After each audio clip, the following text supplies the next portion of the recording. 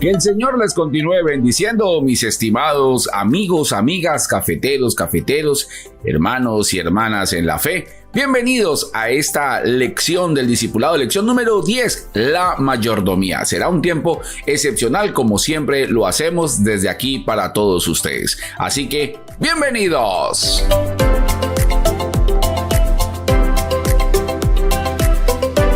Bien, entonces entramos a nuestra lección número 10. Vámonos con nuestro material ya de costumbre que tenemos y que lo podrás encontrar en cualquiera de nuestras lecciones. Ahí lo tenemos para todos ustedes. Vamos a hablar de un tema bien especial, la mayordomía.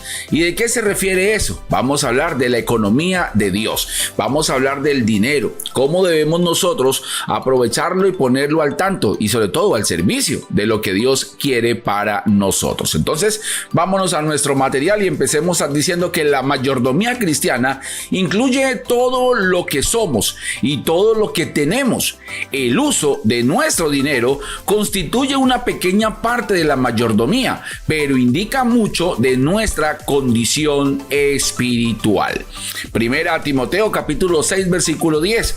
Porque raíz de todos los males es el amor al dinero, el cual, codiciando algunos, se extraviaron de la fe y fueron traspasados de muchos dolores.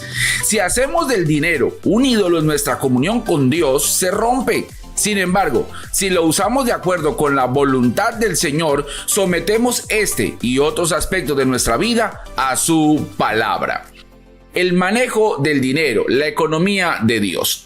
Hay mucha controversia sobre este tema porque muchas personas dicen, es que piden para enriquecerse y para yo no sé qué y para, miles de cosas. Y bien, es cierto, se han cometido excesos en respecto a esta situación, pero eso no significa que no debamos hacerlo. ¿Cómo utilizamos o por qué se llama la mayordomía? Cuando reconocemos que Dios es el dueño de todo lo que yo tengo y solamente yo soy un mayordomo, solamente soy un administrador de las cosas que Dios me ha dado. Y como mayordomo que soy, pues debo entregarle cuentas a mi dueño, a mi amo, a mi Señor, de todo lo que yo hago, gano, genero y tengo. De esa manera entonces se maneja la mayordomía. Hoy en día vemos la avaricia, el deseo profundo de tener dinero, de conseguir plata como sea. Y déjame decirte que esa no es la función. Y muchos desafortunadamente predicadores, iglesias se han extraviado hacia ese aspecto. Vamos a ver realmente lo que dice la Biblia respecto a la economía de Dios, cómo administrarla y cómo ser tú y yo bendecidos económicamente. E iniciamos entonces. Número 1, la Biblia menciona 4 aspectos que enmarcan la mayordomía. Número 1, los diezmos. Malaquías, el capítulo 3, el versículo 10 y Hebreos, capítulo 7, versículo 1 al 10, vamos a revisar qué dice la palabra del Señor al respecto. Dice la Biblia muy claramente: traed todos los diezmos al alfolí y haya alimento en mi casa, y probadme en esto, dice Jehová de los ejércitos, si no os abriré las ventanas de los cielos y derramaré sobre vosotros bendición hasta que sobreabunde. Hebreos capítulo 7 versículo 1 al 10, vamos a leer solamente los primeros 2 versículos. Porque este Melquisedec, rey de Salem, sacerdote del Dios Altísimo, que salió a recibir a Abraham, que volvía de la derrota de los reyes, y le bendijo, a quien asimismo dio a Abraham los diezmos de todo, cuyo nombre significa primeramente rey de justicia y también rey de Salem, esto es rey de paz. La Biblia nos habla y Dios mismo ordena que tú y yo llevemos nuestros diezmos al alfolí. El alfolí era un lugar establecido por Dios dentro del templo para dejar los diezmos. Y nos muestra el ejemplo de Abraham, sin que nadie se lo enseñara, sin que nadie se lo exigiera, fue y lo hizo con el sacerdote Melquisedec. Llevó los diezmos de todo. Entonces, el diezmo es bíblico, es una parte importante para entender nosotros el diezmo. ¿Qué es el diezmo? Entonces, veamos entonces. El diezmo es nuestro testimonio de la propiedad de Dios, tiene sobre nuestras pertenencias. En un sentido cuantitativo quiere decir que el 10% de nuestra nuestros ingresos son para la obra del Señor. Cuando hablamos de los diezmos, se refiere a que toda vez que tú recibes tu dinero, fruto de tu trabajo, fruto de lo que tú haces, apartas el 10% de ese dinero.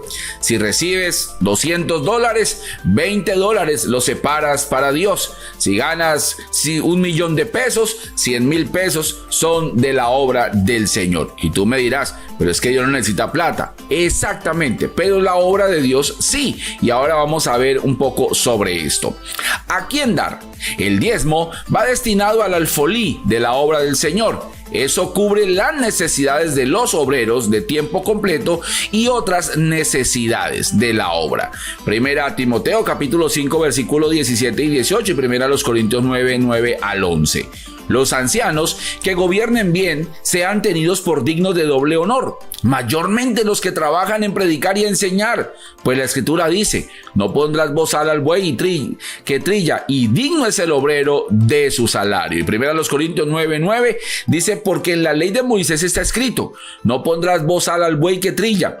¿Tiene Dios cuidado de los bueyes, o le dice enteramente por nosotros? Pues por nosotros se escribió, porque con esperanza debe arar el que ara, y el que trilla con esperanza de recibir el fruto. Si nosotros sembramos entre vosotros lo espiritual, es gran cosa si segaremos de vosotros lo material. Y estos dos textos básicamente lo que se refieren es a que en la obra de Dios, la iglesia del Señor, llámese católica, cristiana, evangélica, como tú lo quieras llamar, hay personas que se dedican 24 horas al día, 7 días a la semana al servicio de la obra de Dios. ¿Qué significa eso? Que si tú en este momento vas a una iglesia católica, cristiana o evangélica, llamas a alguno de los teléfonos que aparece allí donde dice que hay línea de consejería y le marcas y le escribes, esa persona te va a atender. Imagínate por un momento si el padre, el pastor, el sacerdote, el rabino ocupara en otras cosas. ¿Podría atenderte las 24 horas y cuando te necesite? No, porque estaría ocupado en sus quehaceres, en sus deberes, y muy difícilmente podría hacer algo. Entonces, está destinado para las personas que trabajan. En el tiempo bíblico, cuando se reparten las tribus de Israel, encontramos que Josué y el mismo Dios envió a Josué, le reparte las tierras a 11 tribus. Y hay una tribu de ellas que se queda sin heredad, la tribu de Leví. A ellos todas las tribus les dio tierras, váyanse para allá, hagan todo eso.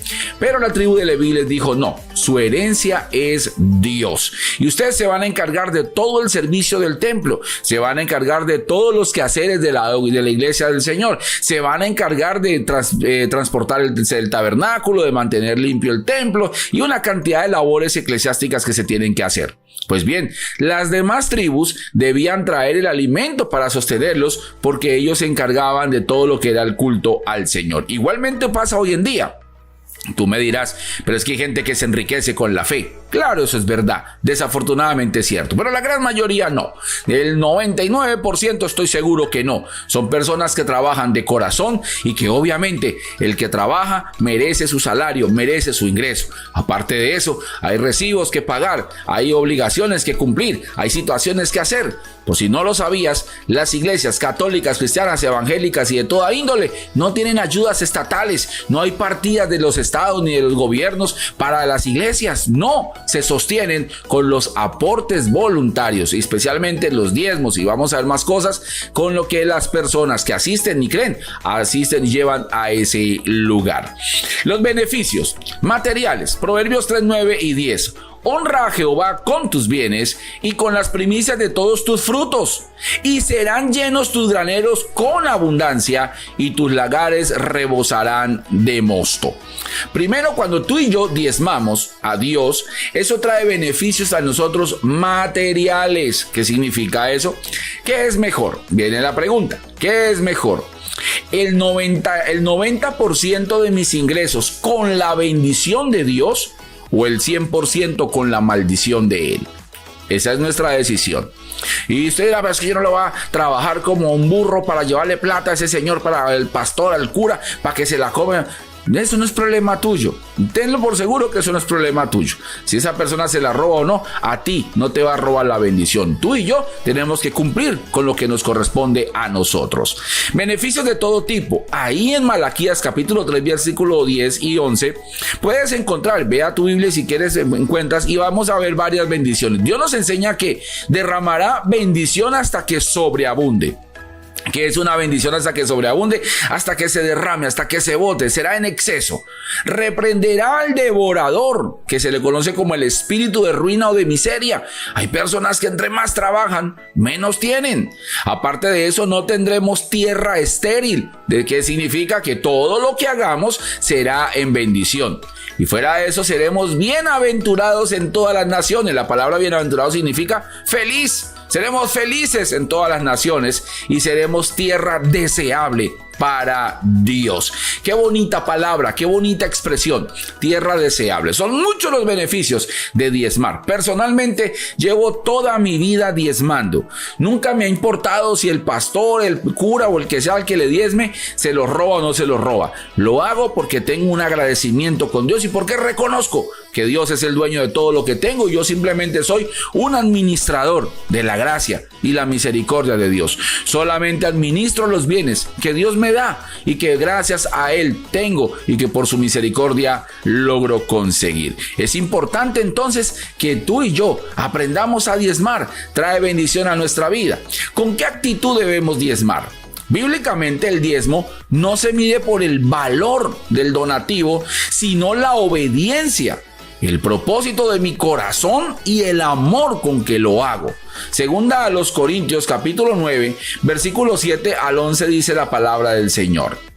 Cada uno dé como propuso en su corazón, no con tristeza ni por necesidad, porque Dios ama al dador alegre. Y ahí podrás seguir leyendo este precioso texto. Pero mira lo que dice, Dios ama al dador alegre. Qué palabra más hermosa. Cuando tú y yo diezmamos a Dios, debe ser con una actitud de primero, obediencia. Obedezco la orden de Dios. En Malaquías 3:10 Dios lo dice, traigan los diezmos, punto. Ahí no dice si a usted le parece, si usted quiere, si a usted le gusta. No, es una orden de parte de Dios. Y cuando lo entendemos así, seguramente mayor bendición vendrá a nuestras vidas. Pero también, no solamente por obediencia, sino porque es el propósito de mi corazón y lo hago con amor para Dios. Dios me ha bendecido tanto que el 10% es poquito comparable a las grandes y maravillosas bendiciones del Señor. Diezmamos no para que los hombres nos vean, sino como un resultado de un agradecimiento con Dios. Ahí en Mateo 6:2 al 4 la Biblia dice que todo lo que hagamos tenga en cuenta que no lo hacemos para los hombres, lo hacemos para Dios. ¿Cuánto es el donativo, el diezmo? ¿Cómo debe ser? De lo que tú ingreses, el 10%. Tú me dirás, pero es que yo me gano $10 a la semana. Yo no, imagínense diezmar $1. Es que a Dios no le interesa si diezmas $1 o $1.000.000. A Dios lo que le interesa es tu corazón, tu obediencia y la alegría con que lo haces. Eso es muy importante. Y a la iglesia a la que tú diezmes, llámese como se llame, tampoco le debe interesar la cantidad, sino la obediencia que tienes contigo. La mayoría de iglesias, la gran mayoría de iglesias tienen sus sistemas contables, tienen todo un sistema para que se manejen los recursos de la mejor manera, con toda honestidad, con toda transparencia y de la mejor manera posible se administran los recursos que se reciben. Ahora, no te engañes, no creas pues que después de un culto, una misa o una celebración llega el carro de valores a llevarse las costaladas de dinero. No lo creas así, porque no todo el mundo entiende estas verdades espirituales que son maravillosas para nuestra vida. Número 2. Las ofrendas. En Salmos, el capítulo 96, el versículo 8 dice la palabra: dad a Jehová la honra debida a su nombre, traed ofrendas y venid a sus atrios. Qué bonita palabra. ¿Qué son las ofrendas? Las ofrendas son generalmente la porción de dinero que de manera voluntaria ofrezco a Dios por los favores recibidos. También es una forma de ofrecer todo lo que poseo. Ahí en Proverbios capítulo 3 versículo 9 al 10 ya lo habíamos leído. Dice la palabra que traigamos y que Dios bendice al dador alegre. Las ofrendas. El diezmo es el 10% de lo que yo gano. Punto. Las ofrendas es adicional. Y en ese sentido, las ofrendas no tienen un tope o un porcentaje. Es lo que Dios disponga y lo que tú pongas en tu corazón. ¿Por qué diezmamos? Porque queremos obedecer a Dios. ¿Por qué debemos ofrendar? Porque estamos agradecidos con Él, por los favores recibidos y por todas las cosas que nosotros tenemos. Ahora, ¿cuáles son las diferencias entre los diezmos y las ofrendas? Pues bien, los diezmos son el 10% del dinero que yo gano. Es un mandato de Dios y de estricto cumplimiento. Las ofrendas son una porción de dinero voluntariamente, que voluntariamente ofrezco a Dios en agradecimiento por todo lo recibido de parte de Dios. El diezmo, la cantidad es el 10% de mis ingresos, y la ofrenda, la cantidad es voluntaria según mi capacidad económica. Qué importante es entender esta parte. Una cosa son los diezmos, otra cosa son las ofrendas. Ten en cuenta que es bien necesario, bien importante entender que los diezmos y las ofrendas son de bendición para nosotros. Es importante también comprender que cuando tú vienes y ofrendas y diezmas, lo debes llevar a la casa del Señor. Algunos dicen, yo no llevo plata a ninguna iglesia, yo compro unos mercados y se los llevo a los más pobres que esos sí lo necesitan. No estás diezmando. En ese caso, estarías ofrendando. Cuando se habla del diezmo, la Biblia es muy clara. Malaquías 3:10 dice, traigan los diezmos al alfolí, tráiganlos a la casa de Dios, al templo de Dios. Llámese católica, cristiana, evangélica, apostólica, lo que sea. Llévalos a la iglesia del Señor. Y si ya se pierden, eso no es problema de nosotros. Si se pierden, asunto del que se los roba con Dios, porque esos dineros son sagrados. Hacen parte de la ofrenda que yo sirvo a Dios y allá verán ellos. Pero a mí mi bendición no se me va a perder. Bajo ninguna circunstancia tu bendición se va a perder. Créemelo que serás plenamente bendecido, plenamente bendecida por la gracia y la misericordia de Dios. Qué necesario, qué bendición, qué maravilla es saber que Dios nos bendice, nos llena de su amor y su misericordia cuando diezmamos y cuando ofrendamos. El diezmo es obediencia, la ofrenda es gratitud en nuestras vidas. Las primicias, número 3. En Ezequiel el capítulo 44, el versículo 30 dice la palabra del Señor. Y las primicias de todos los primeros frutos de todo, y toda ofrenda de todo lo que se presente de vuestras ofrendas, será de los sacerdotes. Asimismo daréis al sacerdote las primicias de todas vuestras masas, para que repose la bendición en vuestras casas. Aquí el profeta Ezequiel nos está hablando de las primicias. ¿Qué son las primicias? Son ofrendas hechas a Dios de la primera y mejor parte de los frutos de las cosechas o de los animales, para expresar la sumisión, dependencia y agradecimiento de los que la presentaban. La porción dada lo era en lugar del todo, en reconocimiento de todo lo que se le debía a Dios. Ahí en Éxodo 22, 29 y 30 encontramos la explicación. Las primicias entonces tenemos en cuenta que son ese momento de bendición sobre nuestras vidas. Las primicias son ese tiempo en el cual nosotros aportamos para Dios de lo primero y lo mejor. Algunos dicen, bueno, ¿y cómo hago yo? Si yo tengo un negocio, ¿cómo hago? Muchos hacen lo siguiente. La primera venta que se hace en el día, lo llevan para la casa del Señor. La primera venta. Tú dirás, bueno, yo hago galletas, entonces las primeras que salen, esas son apartadas para Dios. Es una forma de Dios establecer bendición para mi vida. Tenemos entonces que las primicias eran entregadas, dice allí el texto que estamos haciendo, eran entregadas para el sostenimiento de los levitas y sacerdotes. ¿Para qué se utilizaban las primicias? Eran ofrendas especiales que se hacían para el sostenimiento de la obra de Dios. Ya llevamos 3 cosas: diezmos, ofrendas y primicias. Son 3 cosas que son de bendición para nosotros. Vamos entonces a continuar. Número 4, las donaciones voluntarias, o que también se les conocen como pactos. ¿Qué son las donaciones voluntarias o pactos? Son una ofrenda generalmente de tipo económico que hago a Dios en espera de una respuesta a una necesidad. Como su nombre lo indica, los pactos son un ofrecimiento voluntario de una porción de mis ingresos que hago con Dios, donde yo me comprometo a dar lo prometido y Dios se compromete a responder, que quede claro eso, responder mi petición o suplir mi necesidad. Es importante entender esto. Cuando hablamos de un pacto, siempre hablamos de un acuerdo de voluntades. El hombre no puede pactar con Dios. Dios sí puede pactar con el hombre. El hombre no puede pactar con Dios porque no conocemos la voluntad de Dios. Entonces yo no puedo obligar a Dios a hacer algo. Es que yo aporto este dinero y Dios me tiene que sanar. Y si Dios no te quiere sanar, es que yo hago esto y Dios me tiene que dar. Y si Dios no te quiere dar, entonces es muy importante entender esa porción en nuestras vidas. Las donaciones voluntarias o pactos son encaminadas para la adquisición de elementos necesarios para el servicio del Señor. Es así como se han construido templos, conseguido instrumentos musicales, etcétera. Qué importante es saber y entender que estos dineros se utilizan en la obra de Dios. Que se los roban, que no sé qué. Insisto, eso no es problema de nosotros, allá cada quien con los dineros sagrados del Señor. Para esta semana, repasar todos los libros de la Biblia vistos hasta ahora. Ya vimos todo el Antiguo Testamento, ya vimos una porción del Nuevo Testamento, las cartas, los evangelios, Mateo, Marcos, Lucas y Juan, y ya vimos el libro histórico que es Hechos de los Apóstoles. Así que para esta semana nos vamos a aprender las cartas paulinas, pastorales y la personal.